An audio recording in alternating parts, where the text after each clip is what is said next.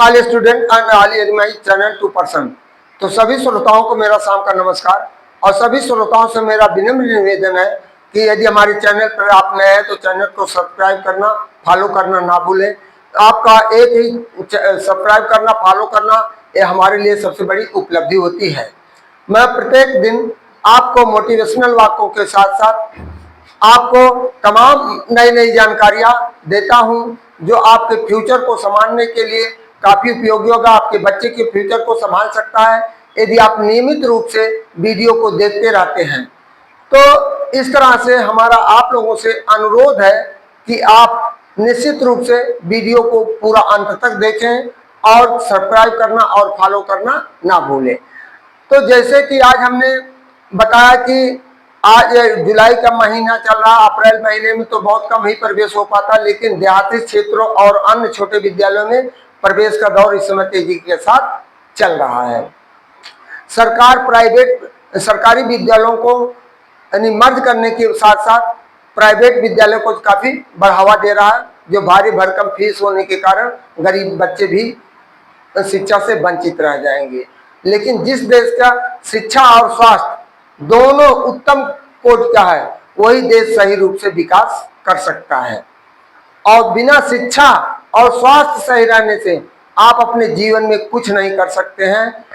तो इसलिए आपको अपना शिक्षा और स्वास्थ्य दोनों पर विशेष ध्यान देना होगा। अब मेरा सभी गार्जियनों से और श्रोताओं से यह अनुरोध है कि अपने बच्चों को इस तरह मोटिवेशन दे, बच्चा आपका इस लायक बन जाए। तो हमारा पहला मोटिवेशनल वाक्य है, नेवर लीव ट्रू रिलेशन। कभी नहीं कभी नहीं कभी नहीं कभी नहीं छोड़ो, कभी नहीं छोड़ो सच्चे मित्र संबंधों को कभी मत छोड़ो। फॉर ए फ्यू फॉल्ट, कुछ गलतियों के लिए सच्चे संबंधों को मत तोड़ो। नोबडी इज परफेक्ट, कोई नहीं सही है। Nobody is correct at the end, अंत तक कोई भी व्यक्ति सही नहीं होता है। Affection is always greater than perfection. कर आफ्टर इन ऑलवेज, अफेक्शन लगाव या सबसे उत्तम प्रीफेक्शन से सबसे बड़ा लगाव यही हमेशा होता है। दूसरा है, one day you will meet someone who will understand your story and protect you because they do not want to you suffer the some pain again। यदि आपका किसी ऐसे व्यक्ति से आप मिलते हैं, उसके अंदर उसकी कहानी आपको समझ आता है, वो आपका संरक्षण भी करता है, क्योंकि वो आपको अंत तक आपको कष्टों में झेलना नहीं देखना चाहता। तीसरा है, three things you can not recover in your life, the moment after it is missed, the word after it is said, that the time after it's gone। Happiness, चौथा है, happiness is not measured in the amount of money। खुशी का मापन रुपये से नहीं की जा सकती है। ये व्यू है जो तुमने रखा है, it is the people in your life that create wonderful memories, जो आपके जीवन में विचित्र याददाश्त को बढ़ाते हैं। चौथा है, teachers are shape of future. अध्यापक जो है या भविष्य का एक रूप और आकार होता है। नॉट बाई फोर्सिंग आंसर, जबरदस्ती उत्तर लेने से नहीं, but by opening mind with patency and care. लेकिन उसके मस्तिष्क को यह धैर्य के साथ और रख रखाव के साथ अवलोकन करने के साथ खोलता, तो ही सही रूप से बच्चा आगे डेवलप करता है। छठा हिंदी में, सागर से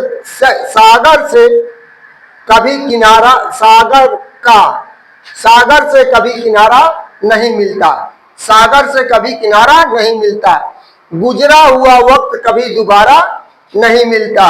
मत कूदना मेरे दोस्त, ये प्यार की दलदल में मत कूदना मेरे दोस्त, ये प्यार की दलदल में फंसने के बाद किसी का सहारा नहीं मिलता, फंसने के बाद किसी का सहारा नहीं मिलता। जो आज आधुनिक परिवेश का जो दौर चल रहा है, तमाम घटनाएं ऐसी जा रही हैं, लोग सुसाइड कर रहे हैं, लड़की लड़के सब एक क्लास में पढ़ते हैं, कहीं आत्म सुसाइड कर लेते हैं, जबकि जानते हैं उसका परिणाम जो 4 अक्षर का बना है, love, lake of sorrow, ocean of the tear, end of the life, belly belly of the diamond. अब इन्हीं शब्दों के साथ हम आपको इंग्लिश पढ़ाने जा रहे हैं। इंग्लिश, इंग्लिश कहते हैं इंग्लिश पढ़ाना बहुत कठिन है, इंग्लिश समझना बहुत, कोई कठिन नहीं है, कोई कार्य दुनिया में कठिन नहीं, कोई असंभव नहीं है। हर काम को संभव, असंभव से संभव बनाया जा सकता, लेकिन आपके अंदर वो उत्सुकता और लगन होनी चाहिए। अब किसी से पूछा जाए इंग्लिश क्या है, तो इंग्लिश, यहां देखिए डिफिनेशन हमने दिया है, English, English is the language, language of the English, of the English. अब अंग्रेजी अंग्रेजों की भाषा है, और अंग्रेजी क्या है, अंग्रेजी अंग्रेजों की भाषा है, यहीं से आपको सीखना है। चूंकि यह 7 समुंदर पार से आया है, ऐसा कहा जाता है, हमें इतिहासों के स्रोतों से ज्ञान मिलता है। सूर्य के अंग्रेजों के समय में कभी सूर्य अस्त नहीं होता था, ऑलवेज सन राइजन, हमेशा सूर्य दिखाई पड़ता, क्योंकि पृथ्वी हमारे पृथ्वी जो हमारा है, पृथ्वी हमारा जो है एक शेप आकार का होता है, आकार का होता है। तो हमारा, अभी हम आपको बताने जा रहे हैं क्यों कहा जाता है कि पृथ्वी एक ऐसा है कि देखिए हम आपको दिखा रहे हैं, ग्लोब के माध्यम से आप दिखा रहे हैं, पृथ्वी स्फेरिकल आकार का होता है। तो हमेशा अंग्रेजों का शासन रहा, ग्लोब के माध्यम से हम, globe is the model of the earth, या globe is the model of the earth, या पृथ्वी का एक रूप होता है जिसमें जो भाग सूर्य के सामने पड़ता है वहां दिन होता है, जो भाग सूर्य के पीछे पड़ता है वहां रात होता है। इसलिए अंग्रेजों के शासन काल में कभी सूर्य नहीं डूबता। अंग्रेज सबसे पढ़े लिखे गोरे लोग थे, चालाक लोग थे, और यहाँ से वहां अपना पूरा राज्य पूरे देश में कर रहे। 4 देश ऐसे बचे थे जहां पर उनका शासन नहीं था। लेकिन जब कोलंबस ने, वास्को डी गामा 1498 ईस्वी में भारत की खोज किया, कालीकट में पहुंचा, और धीरे धीरे यहाँ यूरोपियों का आना, विदेशियों का आना शुरू हो गया। तो इसलिए यहाँ आए और अपनी भाषा का विस्तार पूर्वक यहाँ करके चले गए। उसके पहले हमारे यहाँ उर्दू, अरबी, फारसी चलती थी, उसके पहले सनातन धर्म में संस्कृत चलता था। तो इस तरह जैसे जैसे जिसका विस्तार होता गया वो अपनी भाषाओं का विस्तार करता गया। तो इसलिए इंग्लिश बहुत कठिन नहीं है। तो every language has its own alphabet, प्रत्येक भाषाओं में अपना स्वयं का एक वर्णमाला होता है। तो इस तरह इंग्लिश अल्फाबेट में हमने आपको दिखाया है इंग्लिश अल्फाबेट। अल्फाबेट, अब क्या देखिए, अल्फाबेट,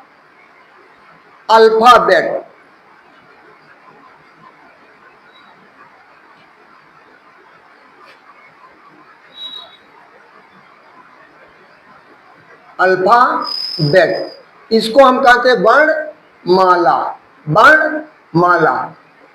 तो अल्फाबेट 2 शब्दों से मिलकर बना है। अल्फा बेट, वर्णमाला, जिसका शाब्दिक अर्थ होता है समूह। वर्ण माने अक्षर, माला माने समूह। Alphabet is a alphabet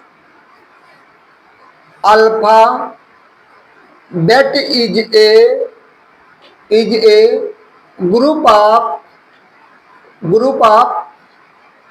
letters letters when it is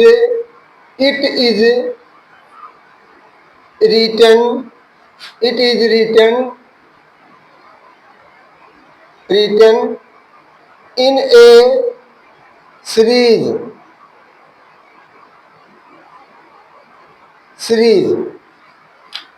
जब यह श्रृंखलाओं में लिखी जाती है, ए टू जेड, तो यह वर्णमाला कहलाता है। तो अल्फाबेट को हम दो भागों में बांटे हैं। अल्फाबेट को हम दो भागों में बांटे हैं।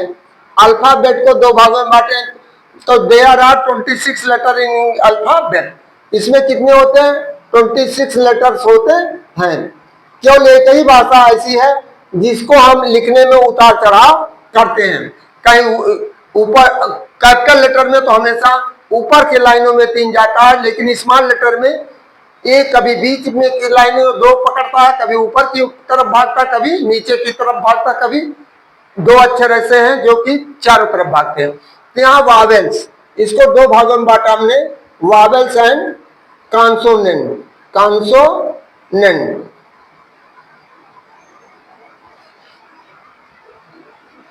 कॉन्सोनेंट स्वर और व्यंजन, ए, ई, आई, ओ, यू।